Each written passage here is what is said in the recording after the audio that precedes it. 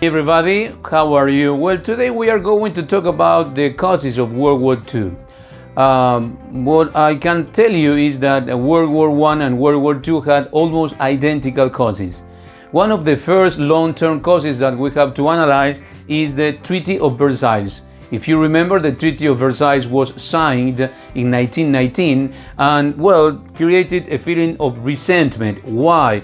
Remember that there were three positions, and the positions that triumphed was the position held by France, by Georges Clemenceau, that planned to punish Germany harshly. So Germany was destroyed, and this created a feeling of resentment on the Germans towards the French, the Americans, and also the British. So this is very important. It created a virulent atmosphere and this feeling of resentment. Another cause that we have to analyze is the squabbles over the balance of power.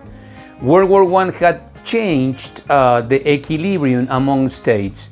Russia and Germany, for example, were regarded temporarily as second-rate countries, and the position of the United States strengthened. The United States was the great creditor of the states in the world, and some of the American products were replacing British products in Europe as well. And Austria-Hungary, for example, was eliminated from that list of second-rate states, so practically it did not exist. Another important aspect to take into account is the division of powers. As I said before, the position of the United States strengthened, and a primary, I would say a provisional primacy has been given to France and to Great Britain.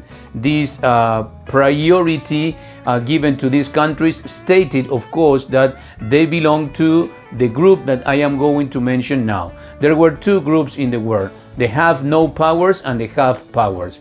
The countries that were in the category of have powers were the countries that were big, huge in areas, or had colonies, and obviously were rich in resources. I am talking about France and Great Britain. They were small, but they had colonies, and the United States and Russia, they didn't have colonies, but they were huge in size. So they have no powers.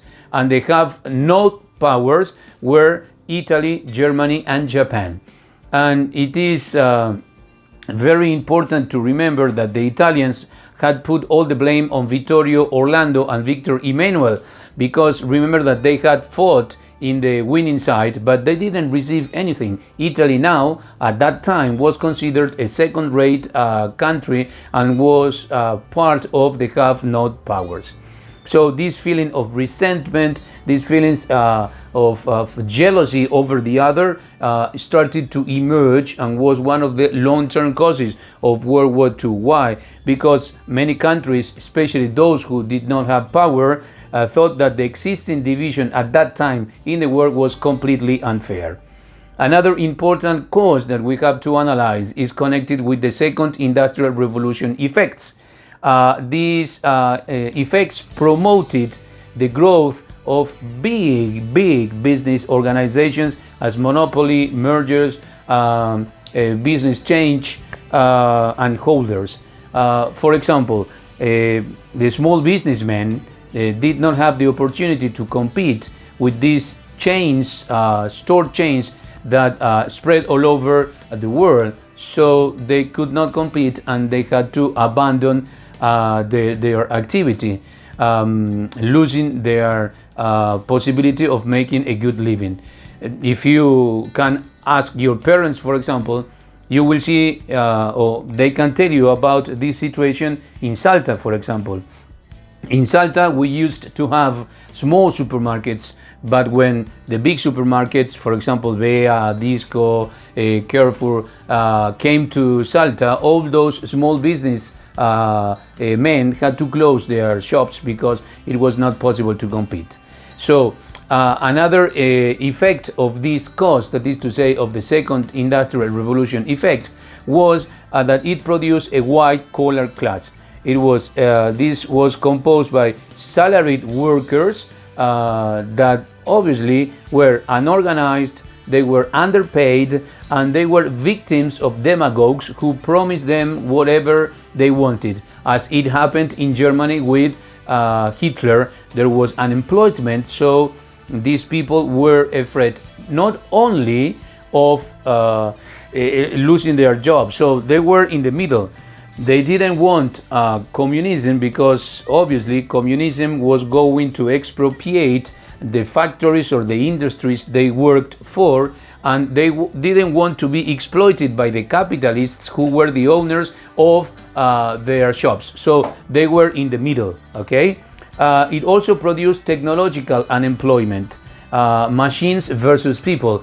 This is something that we even see nowadays. And this overuse of machines, of automatic machines, resulted in overproduction. So importation was forbidden to protect, obviously, national industry. When a country forbids imports, it is to protect the national industry.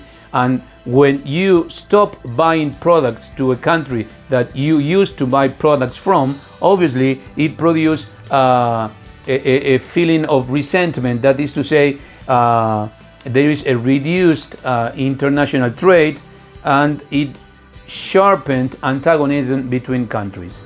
Number four, the depression. The Great Depression was really one of the most important causes. The Great Depression of 1929.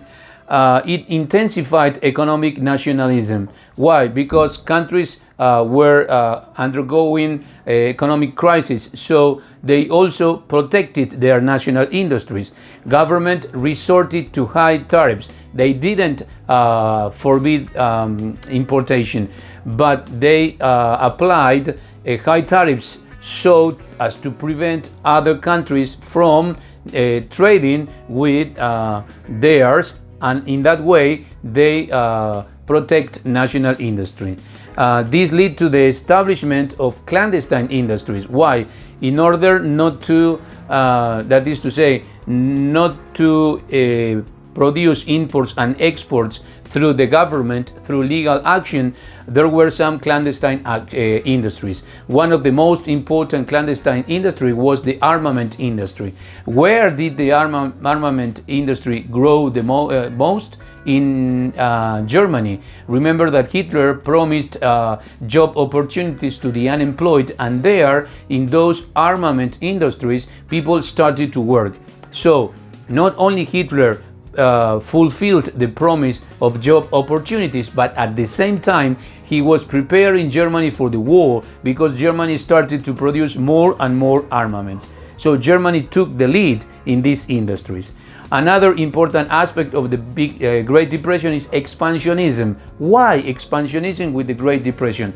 The big countries, the powerful countries that were undergoing economic crisis and didn't have enough resources, decided to invade weaker neighboring countries. They knew that they were not going to be able to respond, so they invaded those countries in order to obtain, obviously, more and more resources to solve those economic problems. Japan took the lead in 1931 with the invasion over Manchuria. Remember Manchuria because it is very important for the development of the war.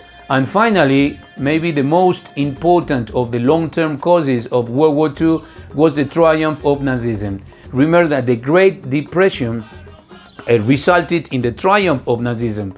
Had it not been for the Great Depression, maybe Nazism in Germany would have never defeated the other political parties and would have never taken control of Germany. But the Great Depression made the Germans the leaders of the country, and obviously they took that position, and with Hitler they started to stir all the resentment and the feeling of revenge that the German had over the other countries, and that is why Hitler decided to take step by step in order to provoke the war and start World War II. This is something that we are going to study in our next class, that is to say, the steps that Hitler took in order to start World War II. See you next class. Bye bye.